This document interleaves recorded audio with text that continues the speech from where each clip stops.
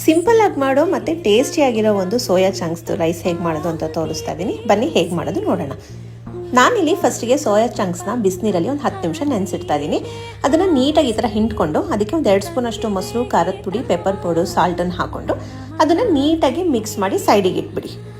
ಆಮೇಲೆ ನಾನಿಲ್ಲಿ ಕುಕ್ಕರಿಗೆ ಸ್ವಲ್ಪ ಎಣ್ಣೆ, ತುಪ್ಪ ಹಾಕ್ಕೊಂಡು ಅದಕ್ಕೆ ಹೋಲ್ ಸ್ಪೈಸಸ್ನೆಲ್ಲ ಹಾಕಿ ಆಮೇಲೆ ಸ್ವಲ್ಪ ಜೀರಿಗೆ, ಈರುಳ್ಳಿನ ಹಾಕ್ಕೊಂಡು ಅದನ್ನು ಚೆನ್ನಾಗಿ ಫ್ರೈ ಮಾಡ್ಕೊಳ್ಳಿ. ಅದಕ್ಕೆ ನಾನು ಒಂದು 2 ಹಸಿಮೆಣಸಿನ್ಕಾಯಿ, ಶುಂಠಿ ಬೆಳ್ಳುಳ್ಳಿ ಪೇಸ್ಟು ಮತ್ತು ಟೊಮೊಟೊನೂ ಹಾಕ್ಕೊಂಡು ಅದನ್ನು ನೀಟಾಗಿ ಎಣ್ಣೆಯಲ್ಲಿ ಫ್ರೈ ಮಾಡ್ಕೋಬೇಕು. ಅದಕ್ಕೆ ನಾನಿಲ್ಲಿ ಒಂದು ಸ್ವಲ್ಪ ಪುದೀನ ಸೊಪ್ಪನ್ನು ಹಾಕ್ಕೊಂಡು ನೀಟಾಗಿ ಮಿಕ್ಸ್ ಮಾಡ್ಕೊಂಡಾದ್ಮೇಲೆ ಒಂದು ಅರ್ಧ ಸ್ಪೂನು ಜೀರಾ ಪೌಡರು, ಒಂದು ಅರ್ಧ ಸ್ಪೂನು ಧನಿಯಾ ಪೌಡರು, ಅರಿಶಿಣದ ಪುಡಿ ಹಾಕ್ಕೊಂಡು ನೀಟಾಗಿ ಅದನ್ನು ಮಿಕ್ಸ್ ಮಾಡ್ಕೊಳ್ಳಿ. ಸ್ವಲ್ಪ ಎಣ್ಣೆ ಬಿಡ್ತಿದೆ ಅಂತ ಆದಮೇಲೆ ಮುಂಚೆನೇ ನಾವು ಸೋಯಾ ಚಂಕ್ಸ್ ಕಲ್ಸ್ಕೊಂಡಿರ್ತೀವಲ್ಲ ಅದನ್ನು ಇದಕ್ಕೆ ಹಾಕಿ ನೀಟಾಗಿ ಇದು ಮಿಕ್ಸ್ ಮಾಡಿಬಿಟ್ಟು ಸ್ವಲ್ಪ ಎಣ್ಣೆ ಬಿಡ್ತಿದೆ ಅಂತ ಆದಮೇಲೆ 1 ಕಪ್ಪಿಗೆ ನಾನು 2 ಕಪ್ ಅಷ್ಟು ನೀರು ಹಾಕ್ಕೊಂಡು ಮುಂಚೆನೇ ನೆನೆಸಿಟ್ಕೊಂಡಿರೋ ರೈಸ್ನೂ ಹಾಕ್ಕೊಂಡು ರುಚಿಗೆ ಬೇಕಷ್ಟು ಉಪ್ಪು ಹಾಕ್ಕೊಂಡು 2 ವಿಷಲ್ ಕೂಗ್ಸಿದ್ರೆ ಸಖತ್ತಾಗಿರೋ ಮತ್ತು ಸಿಂಪಲಾಗಿ ಮಾಡೋ ಒಂದು ಸೋಯಾ ಚಂಕ್ಸ್ ರೈಸ್ ರೆಡಿ ಆಗುತ್ತೆ. ನೀವು ಒಂದ್ಸಲ ಟ್ರೈ ಮಾಡಿ ನನಗೆ ಹೇಗಿತ್ತು ಅಂತ ಕಮೆಂಟ್ ಮಾಡಿ. ಬಾಯ್.